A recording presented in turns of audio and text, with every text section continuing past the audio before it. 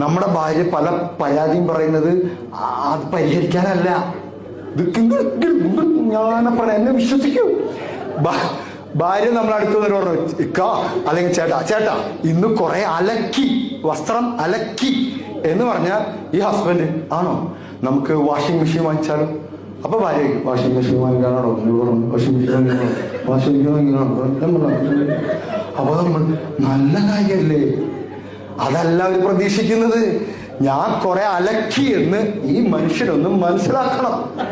അപ്പൊ നമ്മൾ എന്തു വേണം ആ രണ്ട് കയ്യോട് പിടിക്കുക, എന്നിട്ട് പറയാം എന്റെ മുത്തൊന്ന് കുറെ അലക്കിയില്ലേ. അപ്പൊ ഭാര്യ പറയും സാരിലക്ക, നാളെ ഇതിലും കൂടുതൽ അലക്കും. ഈ ട്രെയിനിങ്ങിന് വന്നുകൊണ്ട് 40,000 രൂപ ലാഭിച്ച വാഷിംഗ് മെഷീന്റെ കാശ്